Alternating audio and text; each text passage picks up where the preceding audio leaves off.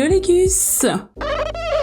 Moi, c'est Simish et dans la vie j'ai beaucoup trop de hobbies. Entre la lecture, la couture, j'ai une chaîne Twitch et YouTube sur le jeu vidéo où je vous partage mes découvertes de jeux indés ainsi que ma passion pour les Sims où je vous raconte son lore. Si vous me suivez depuis longtemps, vous avez déjà pu voir par le passé sur ma chaîne principale que j'ai pu vous faire des updates lecture ou aussi des vidéos sur la couture. Mon esprit psychorigide n'aimait pas trop que plusieurs genres de vidéos soient sur la même chaîne et qu'on s'éparpille trop avec trop de concepts. Je m'étais donc dit que je les laissais de côté et quand j'aurai plus le temps, j'en ferai une chaîne secondaire. Moi, je suis énorme. Ce jour est arrivé. À chaque fois, je fais des conneries. Est-ce que j'ai plus de temps maintenant? Non. Ici, le but principal, c'est de s'amuser. Les vidéos seront prêtes quand elles seront prêtes. Vu que c'est la première vidéo de cette chaîne et que certainement beaucoup d'entre vous me connaissent déjà, mais peut-être que d'autres ne me connaissent pas, j'ai décidé de faire le Mid-Year Book Freakout. Ça vous fera un petit récapépète et ça vous montrera un peu mes goûts en termes de littérature. T'as raison, hydrate-toi. À savoir qu'on a un club de lecture sur le Discord, je vous mettrai en barre d'infos. Tout le monde peut proposer des ouvrages, on a juste une immense pile à lire et en fait on tire au sort le prochain livre parmi cette liste. Ma première partie d'année, je dois vous dire que c'était assez Irine est une enfoirée. chaotique. J'avais l'impression de rien avoir passé, que j'étais pas maître de mon année. J'étais pas non plus dans un hyper bon mood pour lire. J'essaye de pas mettre le même livre dans plusieurs catégories parce que je trouve pas ça intéressant. Je me mets des challenges book read, pas parce que j'ai vraiment envie de remplir un quota, un challenge, mais juste parce que j'aime bien, quand je vais sur Goodreads, de pouvoir voir les challenges passés et qu'est-ce que j'ai lu quelle année. La lecture, c'est un hobby et pour moi, tout hobby ne doit pas être signe d'objectif et de prouesse. C'est là pour te faire du bien. Du coup, mon challenge, c'est 90 livres à lire cette année. J'en ai lu 35 pour le moment. Du coup, on est parti. Le meilleur livre que tu as lu cette année. C'est un genre que je lis pratiquement jamais, qui est de la romance. Je l'ai vraiment vu comme un palette cleanser entre deux lectures qui était assez lourde et en fait ça m'a foutu une claque. Enfin je sais pas, mais il y a un truc magique qui s'est passé avec ce livre. Si baiser manquait, une histoire d'amour de Tess Sharp. Moi si je me souviens jamais du nom des personnages. Alors nous avons deux mères qui sont amies depuis leur adolescence et ces deux amies ont deux filles. Étant donné que les deux mamans sont toujours besties à ce jour et sont constamment l'une chez l'autre, les deux filles sont forcées à se côtoyer et bien évidemment elles se détestent. En fait dans l'histoire on va naviguer entre leurs relations, celles qu'elles entretiennent avec les deux mères, ainsi qu'on va beaucoup parler de deuil et de relations toxiques. Je avais que c'était rafraîchissant parce que pour moi la majorité des romances c'est des romances problématiques. On est coincé dans les années 50 au niveau des clichés. C'est un livre qui m'a fait énormément pleurer et je le conseille maintenant systématiquement à tout le monde. Et c'est rare que j'ai envie de relire un livre après que je l'ai terminé. Allez le lire et j'ai hâte de découvrir d'autres romans de Tess Sharp que je vais m'empresser d'acquérir de seconde main bien évidemment. Le meilleur deuxième tome d'une série que vous avez lu cette année. Alors il faut savoir que je lis très peu de séries parce que ça m'angoisse d'avoir une trop grosse pile à lire. D'ailleurs c'est une information que j'ai pas donnée au début de la vidéo, mais ma pile à lire s'élève, alors pour certains ça va être énorme, d'autres non, à 37 livres. Je déteste avoir une grosse pile à lire, je déteste avoir trop d'histoires en attente. Je me garde 2-3 séries que j'ai en cours, mais je dépasse pas plus. Le meilleur deuxième tome que j'ai lu cette année du coup est La communauté des esprits de Philippe Pullman, qui est la suite de... comment ça s'appelle ?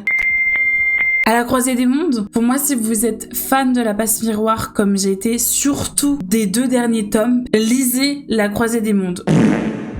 Ça va la lumière. Donc dans La croisée des mondes, vous êtes dans un univers où votre âme est en dehors de votre corps. Vous avez un animal totem qui vous suit et qui vous parle. Et ensuite donc Lyra et son démon qui habite dans la ville d'Oxford. Elle est orpheline. Du jour au lendemain, son meilleur ami disparaît. Et elle va se lancer à la poursuite de cette disparition d'enfants parce qu'il y a malheureusement pas que lui. Et elle va du coup apprendre des secrets de famille et bien plus. dans la deuxième série de livres. Le premier tome se passe plusieurs années avant les événements de la trilogie principale et le deuxième tome se passe une dizaine d'années après, donc on retrouve Lyra adulte. Ça a beaucoup parlé de comment on gère ses traumas. J'ai beaucoup aimé, c'était quand même pas un coup de cœur de zinzin, mais du coup j'ai hâte de voir la fin de l'histoire de Lyra. La nouvelle sortie que vous n'avez pas lue mais vous avez envie.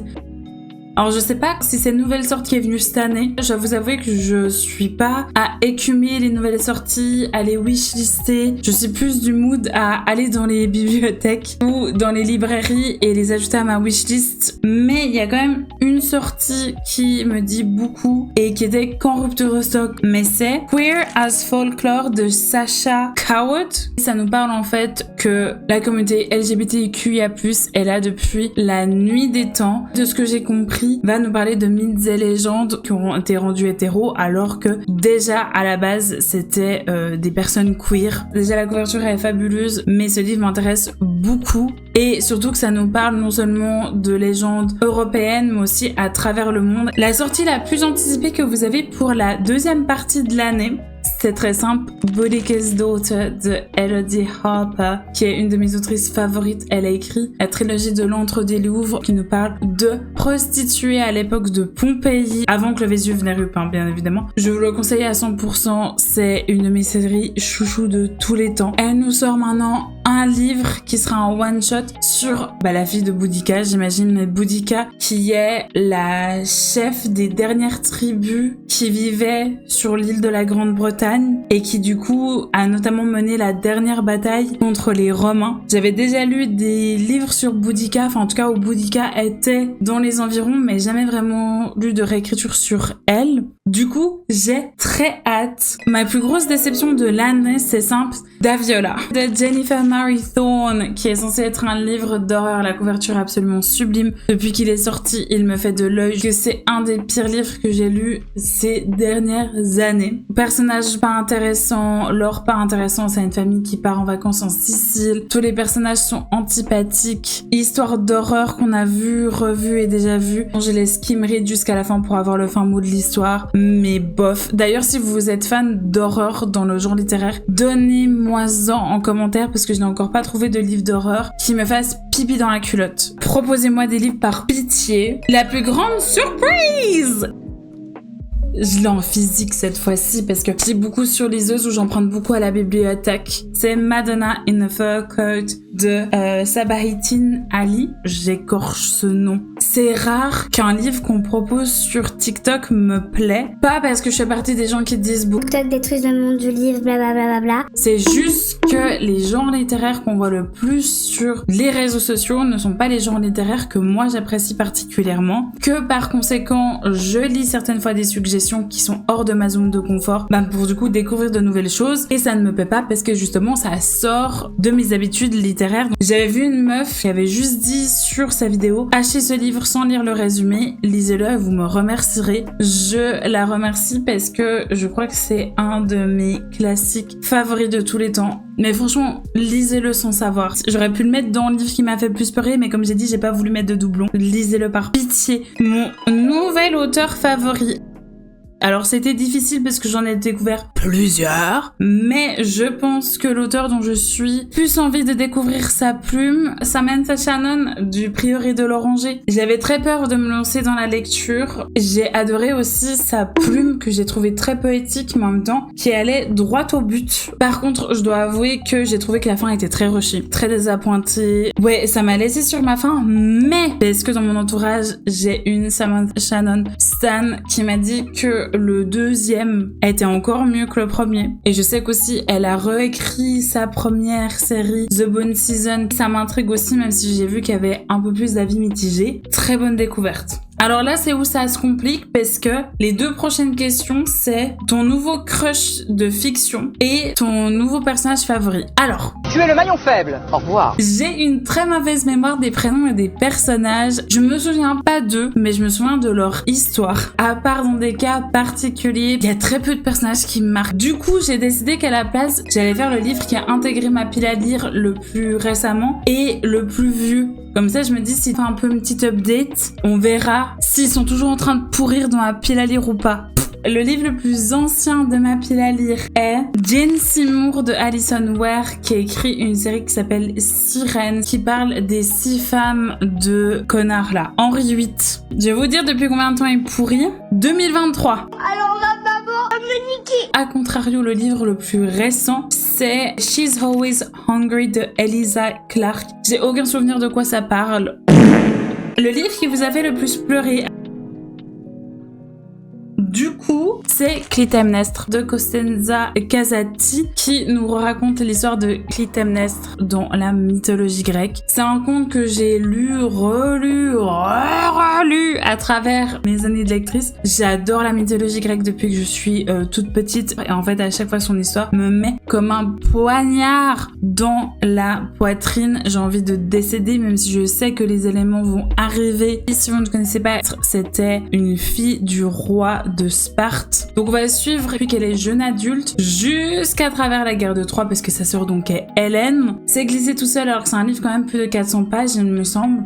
Un livre qui m'a rendue heureuse. Alors moi je lis pour souffrir. Moi j'aime les histoires où ça me fait sortir des grosses larmes dans ma gueule. Mais j'ai lu un livre très chouette qui est La courte histoire des femmes queer de Kirsty Rire. On reprend l'histoire à partir de l'île de Lesbos jusqu'à de nos jours. Alors, pipi de rire. L'autrice écrit avec une plume hyper humoristique, hyper nonchalante à certains moments. Des blagues comme on aime en avoir. C'est non seulement elle ose taper sur le patriarcat et la misogynie, mais également dénonce le racisme et les problématiques qu'il y a dans la communauté LGBT et dans les mouvements féministes, sans pour autant décrédibiliser la cause, surtout quand ça se passait dans les années 50 et début du 20e siècle. Un des rares livres, quand je lisais, je faisais des « Ah !» Le livre le plus beau que tu as acheté cette année ou reçu, je juge totalement les livres par leur couverture. Comme j'ai dit, je suis beaucoup en seconde main, beaucoup à ma bibliothèque, beaucoup sur Kobo aussi. Je suis pas édition collector, relié. Donc j'ai galéré à trouver un livre vraiment beau que j'ai reçu ou acheté. Je crois que cette année, en livre physique, j'en ai acheté 4. En tout cas, le livre le plus beau, c'est Génération Loup pour mon birthday. J'ai tous les loups. Wow. En plus, ça compte beaucoup pour moi parce que les loups, généralement, m'ont été offerts par des personnes que je chéris beaucoup. Je n'ai toujours pas lu pour la simple et bonne raison que j'aimerais vous faire une vidéo où je relis tous les loups pour pleinement profiter du Génération Loup. Donc dis-moi si ça vous intéresse de faire une petite vidéo vlog de lecture loup. Oh, s'il vous plaît. La dernière question qui est, quel livre dois-tu lire avant la fin de l'année ? Je dois lire rien, hein. On n'est pas à l'école avec des devoirs. Du coup, j'ai pas d'impératif, mis à part celui qui pourrit depuis 2023 dans ma palle. Mais... Oh my god, what is that? Oh my god! Percy Jackson, Wrath of the Triple Goddess, et du coup le second tome de la nouvelle série. Percy Jackson que j'ai découvert très tard. Moi, les films nuls qui étaient passés à la télé, ça me suffisait.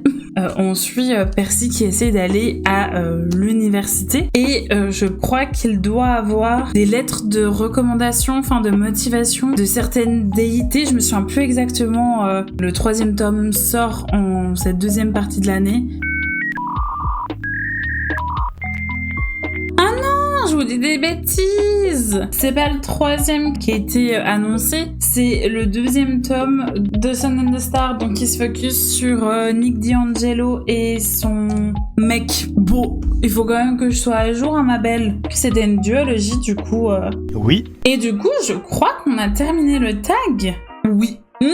Et normalement, je fais des updates de lecture en format short, reel, qui sortent une fois par mois. Du coup, avant ils étaient mis sur ma chaîne principale, ils seront bientôt mis ici et sur mon Instagram. Donc allez me suivre sur mon Instagram si vous voulez être au courant. Dites-moi si vous voulez que je fasse la vidéo sur loup. Et moi, j'ai d'autres petites vidéos qui me sont en tête par rapport notamment à la couture et à mes autres hobbies. Donc j'ai hâte de vous retrouver. N'hésitez pas à vous abonner bien évidemment et de checker ce que je fais sur mes autres chaînes si vous me connaissez pas. On se retrouve prochainement pour un live ou une autre vidéo. Et je vous dis à plus et plus en plus. Prenez soin de vous, c'est le plus important. Bisous!